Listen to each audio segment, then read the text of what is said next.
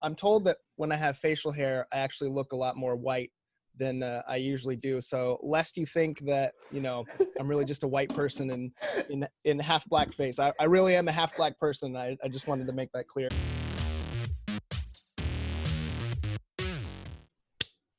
Camera marker.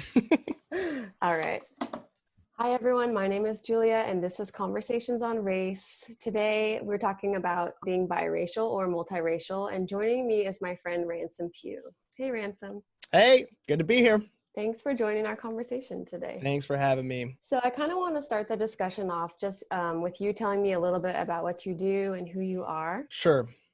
In terms of career, I have my foot in two different worlds.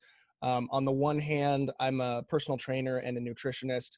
But what I went to school for, and I guess what I would identify with, what I would lead with, is I went to school for theater, specifically acting. So I actually haven't done any theater since I graduated. It's all been a camera work. So I do a lot of the bulk of what I do is commercials, industrials, which you know what that is, but for people who may not know, it's things like educational videos, training videos, stuff like that, and then also mascot gigs, that kind of thing. So that's sort of the bread and butter of of the Midwest sort of acting industry, if you will.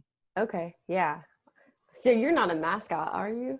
I have been. I've been a lot of mascots that you would never have heard of, some really outlandish things. Toyota has a forklift division, and they keep calling me back a few times a year to be a forklift, which is the most unbelievably uncomfortable costume that I've ever, but I've been like the Serta mattress sheep. The coolest one that I ever got to do was a few years ago, Nintendo was doing like a tour, and they came to Castleton, and I got to be Donkey Kong, which was like wicked cool. Yeah. That makes sense. Yeah, that sounds fun. And I know you like video games, so that was probably like best day ever. Dream come true. Yep, that's right. Awesome. So what is your ethnicity?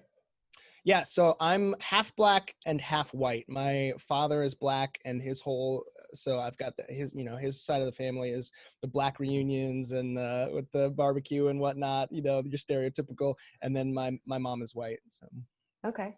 Yeah. Which side do you feel like you identify with more? It's funny. So my sister, she and I are like almost mirror opposites in that, and we kind of have a joke between us that she always gravitated more towards the black. So she had like a lot more black friends always than I did, and everything from like the kinds of music that she would listen to, and just like the way the colloquialism she would use and the way she would speak. She always sort of tended more towards black culture, whereas I was almost the opposite, and I always identified more with my white side. And so it's like she had a lot more black friends, but she was like the light-skinned black person among them, whereas I had a lot more white friends, and I was like the black one, and so that was the subject of a lot of jokes. Ironically, my skin tone was always like one shade darker than hers, though, so technically I'm more black than she is, but who's counting, right? It sounds like an ongoing discussion between you guys. Yes, definitely. Cool. Yeah. So which culture do you feel like you grew up in? Without a doubt, white culture. Yeah, and yeah, I would say that really for the longest time, I just thought of myself as like a tan white person. That was kind of like that's kind of what I envisioned, I guess, growing up, before I even had the capacity to really think about race, or to think about the fact that I was a different race than most of the people around me. So this question may be confusing, but I feel like it's kind of, it speaks to the confusion that comes with being a multiracial or biracial person. But can you talk about maybe like your first race-related memory, or a time where you realized race was a social construct? There are two times that immediately jump out to me. One of them was I guess this was high school. I think it would have been freshman year. And I was in a Spanish class, and I remember, and it's such a small thing, but it's has always stood out to me. She asked us to like break up into groups to work on some type of project. and there was a black kid who was older than I was. He was like he was a couple grades higher than I was. And he said everybody was breaking up into groups. And I think I didn't have any friends in that particular class. And he said, yo, Mexican kid, be in my group. And I was like, Oh. interesting. And I had never, it wasn't like, it wasn't an offense. I wasn't like mad about it per se. It was just like, the first time I was sort of like directly faced with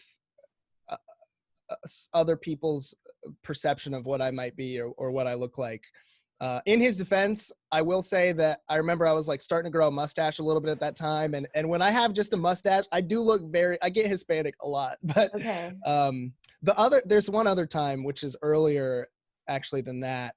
And this wasn't so much this was before I understood anything about race as a social construct or otherwise.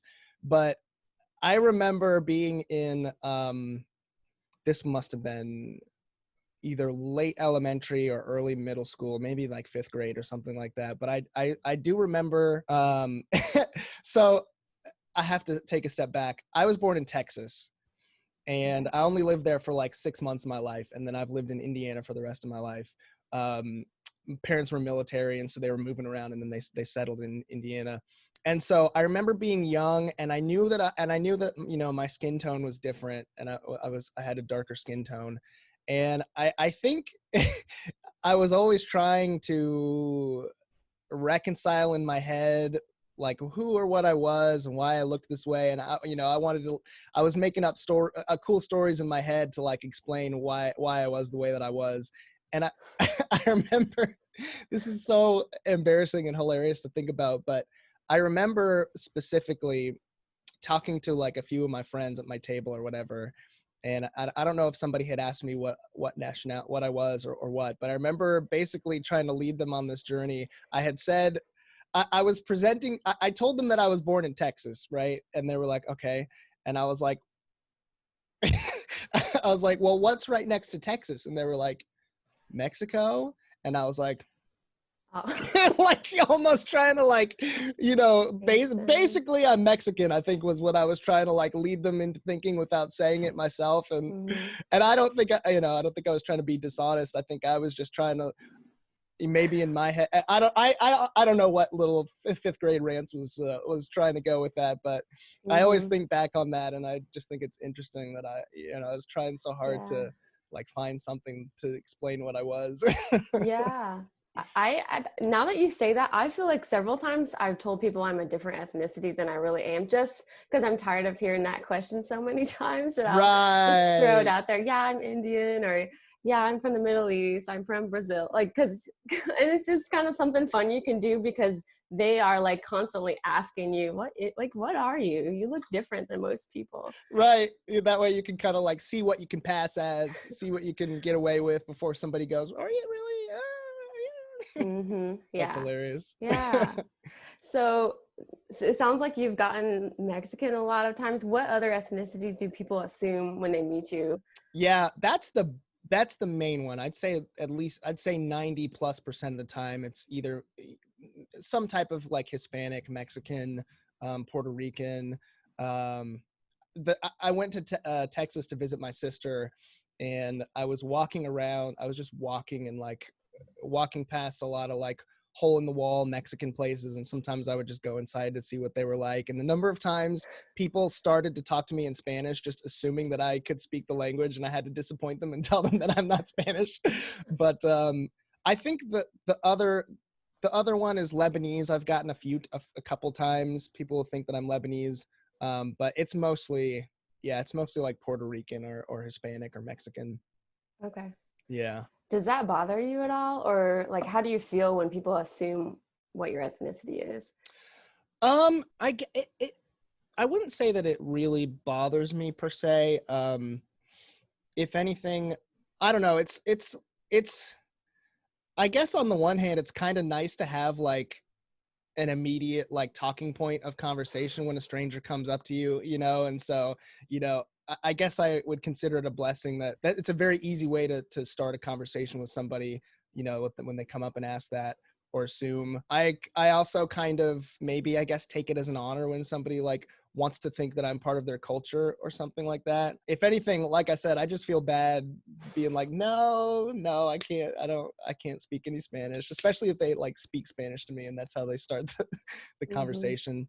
But I guess, I don't know if it's just the circles that I run in, or um, for whatever reason, I don't feel like I've gotten it enough times for it to start to become annoying to me. But I could see how, like, if I'd had it happen twice as many times as I actually have, then I could see myself starting to get a little bit worn down maybe.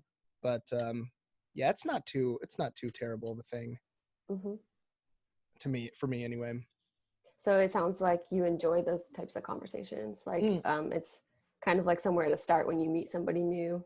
yeah, I think so. I think so. Yeah. So let's jump into your life as an actor. And this question is kind of like, you know, you're a person of color in a field where your appearance matters because you're in front of a camera, you're representing different things. So as a biracial person, can you kind of speak to your experience in your field as an actor? Yeah, definitely. I think it can be both a blessing and a curse. On the one hand, something that I've been hearing for like the past 5 years, and it's proven to be true, is that right now it's very in to be, the term they use is ethnically ambiguous. And so it's like, you don't look like like the stereotypical white guy. You look like you could be kind of anything. You're just sort of this like, right? And so that can be a good thing because a lot of times they want, oh, well, I mean, for one thing, they want racial diversity and they want to portray all different types, especially these days. But a lot of times they want something that could be anybody. And so that, for that reason, it's helpful, I think, to be biracial. On the other hand, there's still plenty of roles that I feel like I could be right for that I've missed out on because of the fact that they just want, a straight white Caucasian, straight laced looking, I can't, it's like you have types, and sometimes I think that there are roles that I could play, but I'm not the right type because, I don't fit the breakdown that they're looking for. I don't have that, like, that jawline and that, the white look with the straight hair and the little curl or whatever it might be. So I think it probably balances out in the end. There are a lot of roles that I get specifically because of my skin color, and then there are a lot of roles that I don't get specifically because of my skin color. I will say, I guess this kind of goes back to your other question about people assuming my nationality from looking at me. If there's one thing that I slightly resent, it's the fact that I do feel like sometimes I'm almost forced, like I get sent a lot of like Hispanic breakdowns, and I'm not particular. I took Spanish when I was in high school, but I don't speak Spanish. I can't really do the accent without some significant trouble. And so I do feel there is an element of, maybe I should just be grateful that I'm getting the breakdowns and that I'm having the opportunities. But part of me feels like I don't want to have to be Spanish in order to like in order to be able to act and be successful, type of thing. Yeah, I never really thought about the fact that I don't know if you work with an agent or something, but they're almost like they are forced to typecast you in some ways because they think of your appearance and then they think of whatever opportunity is out there and like, okay, what matches? What percent? Like, yeah, is there a higher percentage of you getting the position if you look like the character that they're looking for? Definitely. Yeah. People will always list examples like, well, Vin Diesel, this and that. But it's like, once you achieve a certain level of fame, then sure, people will be willing to look at you for different roles that they wouldn't have otherwise. But when you're an unknown, when you're not a name brand actor, you are the stereotype that you fit, and so it Mm-hmm. is. And there's no ill will meant in it, but it is very much a process whereby there's a specific role and it's got to break down, and you need to be, the specs are this skin color, this, this age, this height, this blah blah blah, and then they just sort of like machine send them out to the people who are part of the agency who fit that description. So that's just Uh-huh. kind of how it is. So I'm thinking of like old Western movies where a lot of white people played like Native Americans or Yes. Hispanics, you know what I mean? And it's clearly like a white guy playing. So, and like Yeah. with the whole act, how is that for you as a mixed race person, maybe trying to play a Hispanic guy or a Middle Eastern guy? Like, what does that feel like? Yeah. That's a really good question. I don't, like I said, I don't typically, a lot of times I just won't like anymore. I don't really do, if it's if the character needs to be Hispanic or speak with a Hispanic accent or whatever, I typically just won't do it because I don't think I'm particularly good at it. And so I feel like that audition might be a waste of my time. And I don't want, and there's always an element of, you always want to be presenting your best in an audition. So if it's a role that you don't think you're right for or whatever, there's a point of view that you just don't submit anything that you're not going to be proud of. But I do think, yeah, it's really tough, especially in Hollywood, which I don't know. I'm not in that world, and so I don't claim to know particularly anything about it. But I know people are very up in arms when an actor who is not white. I'm sorry, when a role that is not white gets played by an actor who is white, because it's underrepresentation of those minorities that could be playing the role. But I think the problem is not so much, people will blame the actor and people will blame like the studio and the movie and the director or whatever. But the problem, I don't think it's a cultural problem. And I mean, it is a problem with Hollywood. They're always trying to, whenever they make a movie, they're looking at marketability and how it will sell, and they want to attach a big star to it. And unfortunately, there aren't that many like big black stars like AAA. There aren't that many international black stars that will definitely sell your movie if you cast them. And so that is certainly a problem within Hollywood. But I think people a lot of times put the blame in the wrong place. I forgot what the original question was. I don't know where. That's okay. I was curious what your perspective was on when people of different ethnicities play somebody else. Right. You know what I mean? Yeah, I do. I guess I want to be careful. I think it's definitely a problem. I think underrepresentation is absolutely a problem. And I don't know what the solution is for it. However, I will say, to be a little bit of a devil's advocate, I don't think you'll encounter this sentiment that, let me put it like this. I fully agree that, minorities, trans people, etc. There's underrepresentation in Hollywood, and there are a lot of roles that portray those types of people that ought to be cast by those types of actors. However, I don't agree with the argument that somehow, so for example, this is a bad example because I haven't actually seen the movie, so I can't actually provide an opinion, but Eddie Redmayne, I remember played, I think he played a trans person, and I don't remember what the name of the movie is, but I've seen him in a lot of stuff. I think he's a phenomenal actor. I think he's very convincing. I just watched The Theory of Everything, where he played Stephen Hawking, and I was like blown away by his ability to actually, this kind of works as an example too. I was blown away by his ability to take on all the physical manifestations of what was happening to Stephen Hawking. And to me, I almost think there's an argument that if a straight person plays, a gay person, for example, that it's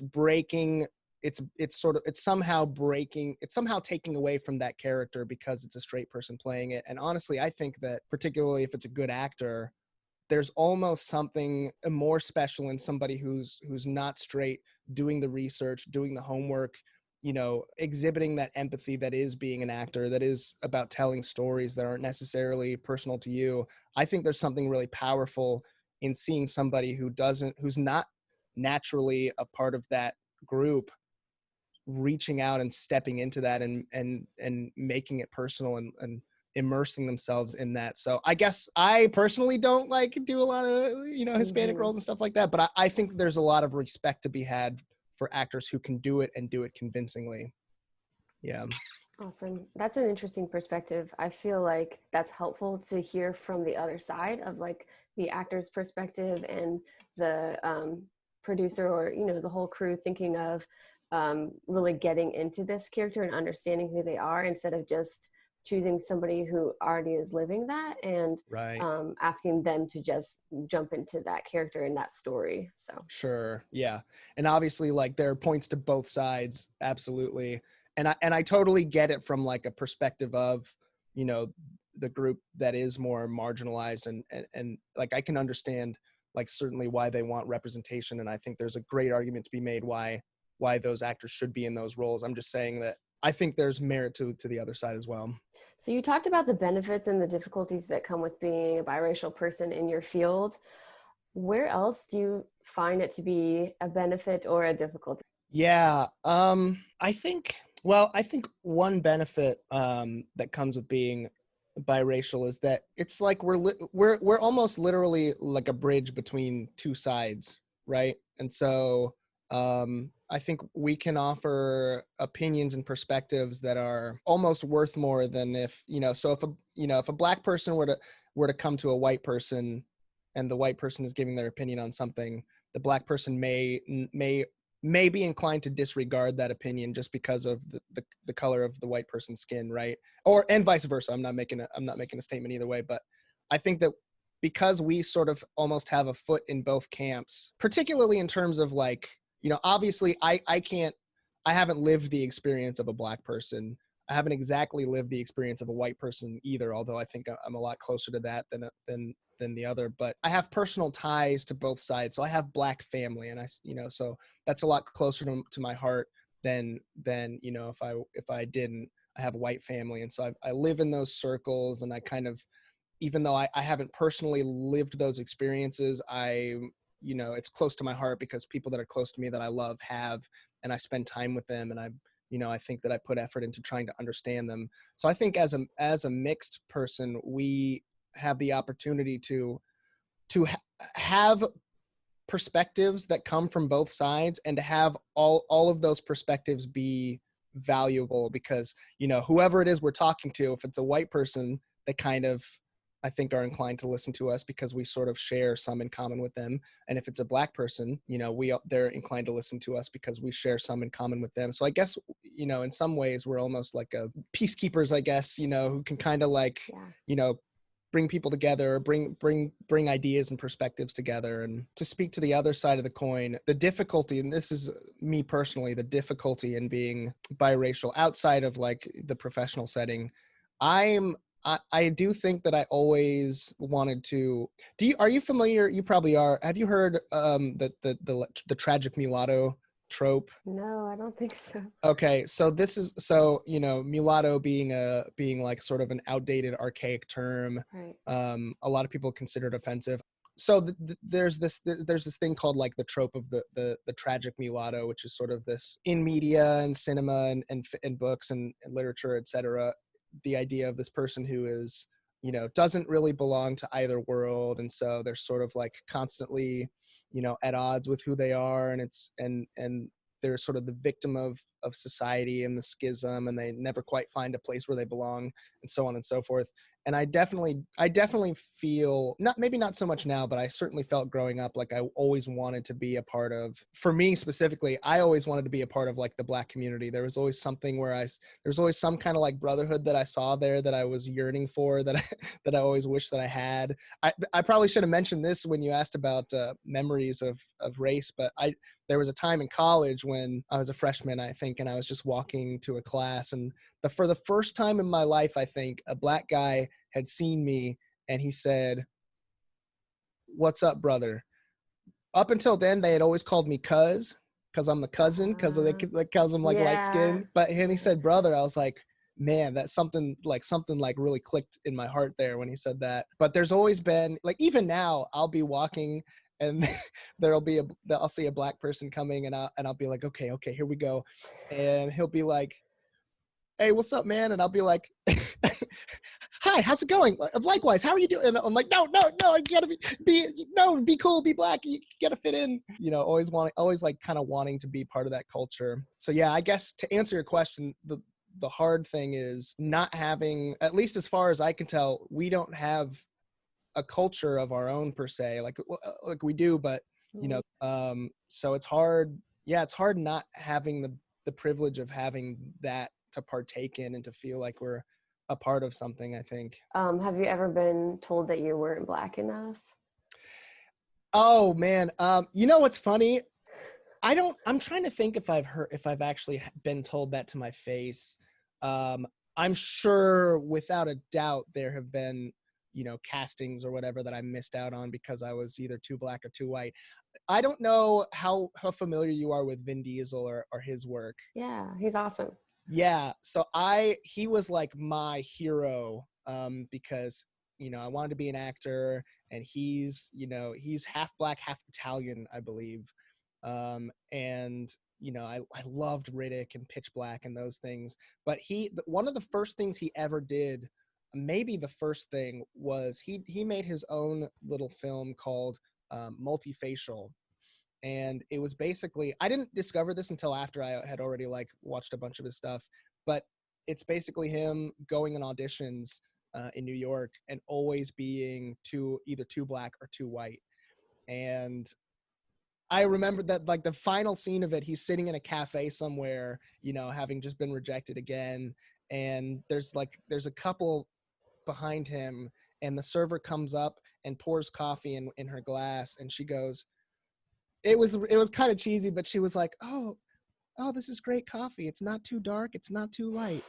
Something like that. And Vin Diesel's like, takes that to Uh, heart. And so, yeah. yeah. So yeah, it sounds like there have been times where it is difficult, even today, to figure out like which group you really belong to. Which I'm learning is not the story of every biracial person, because growing up mostly in white culture, but like having an international dad and like closer to an international community, I kind of assumed every biracial person had this like identity crisis in life. But I've talked to a lot of people about this, and it's not everyone's story that they struggle to identify with one group or the other. But it is. I, I don't believe them, actually. I'm like, I'm pretty sure there was one point in your life where it's like, I'm not really sure which one I am, because I have a parent from both, or my culture is one way, but my color is a different one. Right. So You just repressing it. You just forgot about it. yeah, yeah. African Americans are often portrayed as entertainers, and they're often typecast as like the comic relief in stories. So my question is, what are your thoughts on this? And do you feel like this could be perpetuating a stereotype? Yeah. That's a really good question. Once again, I want to say that just because I'm an actor and I know a few things, I think I know a few things about acting, I doesn't necessarily mean that I know much about Hollywood or like how the whole business works. I think you could certainly look at it as progress, considering like where we came from and where we've been, you know, having come from, like, you could look at it and say, well, being typecast as like the comic relief and the funny buddy who, you know, XYZ, is a step forward from being the slave or the drug dealer, or whatever it was back in the 80s, 70s, 60s, 1840s, whatever the case may be. Certainly, I think especially today, there are a lot more roles with like depth and abilities to really explore the boundaries of human emotion that Black people are presented with. Certainly, I think we still have work to do. And saying that where we're at now is better than where we've been is not to absolve us of any responsibility to keep moving forward and to keep doing better. But I think I think especially in the last, I don't know, 5 years, 3 years maybe, there's been so much groundbreaking work in terms of like redefining the role of African Americans in film. And you look at things like Black Panther, and Get Out. Now, I will say, to go on a mini tangent, this might be a hot take, but I do think there's a danger of I do think there's a danger, and this can happen not just with like African American film, but it happens with, um, I see it a lot in faith-based film, which I think is something that you and I could probably talk about. That could be a whole nother conversation. But faith-based film also, when we talk about like LGBTQ and trying to and getting more representation for that in film, I think there's a danger of a very well-meaning intention leading to an agenda, which is good, possibly good agenda, but it can sometimes almost overtake good storytelling. So I think this is, so to take like faith-based film as an example, it's like, yes, we absolutely want more we want more stories in media that tell the story of the gospel, or that, you know, present God and these concepts and Christianity in a light that's not such a caricature. You know, you watch all these films that, you know, had some budgets behind them and had well-meaning like writers and actors, but, you know, it's so I use Kevin Sorbo as an example because Hercules was like my favorite show growing up, and I love Kevin Sorbo, but a lot of the things you see him in, like he did the one God Is Not Dead. I don't know if you ever saw that or Yeah, not. I did. Yeah. Mm-hmm. And I don't know how you felt about it, but I remember watching him and thinking like his character was such a caricature of an atheist that, like, I remember thinking if I were a non-believer watching this, I would not buy it at all. Like he's, you know, it just, so anyway, I'm going on a tangent now too, but I guess what I'm saying is I think we have a lot of work to do, and I think it's work that needs to be done. But I also think we need to be careful. If I step into my Black self now and say, I think we need to, as a Black community, make sure that it's not about making Black films, and make sure that it's about making films that are good, that have Black people in leading roles, because otherwise I think there's a real danger of us doing more damage than we do good, if that makes sense. Yeah, that makes a lot of sense. And I feel like that's a really good comparison because, you know, a Black person is a type of person, right? And I feel like the media has the power to portray people a certain way and it really influences society. Yeah, Mm-hmm. I think, and this kind of goes back a little bit to what we were talking about before, about the problem being a cultural problem as opposed to a Hollywood only problem. But, you know, when they're making movies, they're obviously, we see so many more white actors than Black or minority actors. And if you look at the statistics of who's won Academy Awards or whatever, it's, you know, it's shameful, but it's not a thing. It's not like they're intentionally setting out to be racist and prop up white people and down with Black people. It's a matter of, in their own twisted way, they're trying to do their best to make the business successful.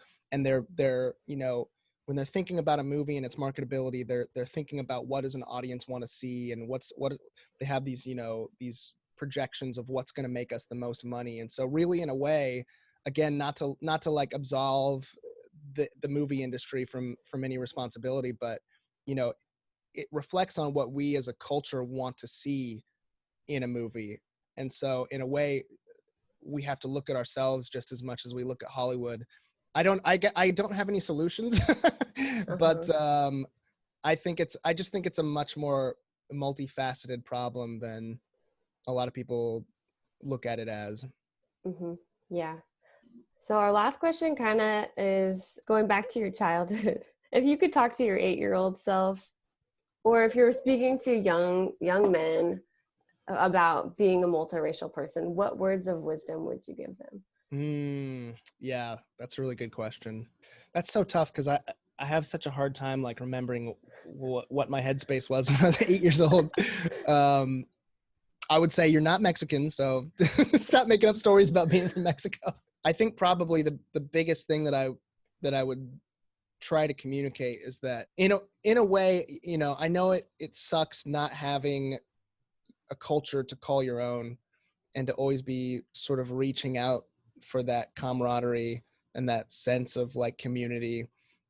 I feel like we have a unique blessing in that we're not, there's no like box that's likely to try to define us, that people will try to shove us into, and that we have the potential to fall into. And so we can kind of define ourselves by our skin tone, and by the fact that we're not like the typical thing, and by the fact that we tend to stand out, you know, in a lineup of whoever might be to our left or to our right. And so I guess if I had to tell my 8-year-old self anything, it would be to stop looking for something else to define you, and just define yourself, and like allow your freedom to be a blessing rather than taking it as a curse. It kind of sounds like you would say, don't let other people define who you are. Yeah, that's a much more succinct and less wordy way of, yep, I like that. Let's go with that. Oh, no, you're good. Well, Ransom, thanks so much for joining our conversation today. We're going to wrap up, but I really appreciate your time. It's been a pleasure. I appreciate you having me.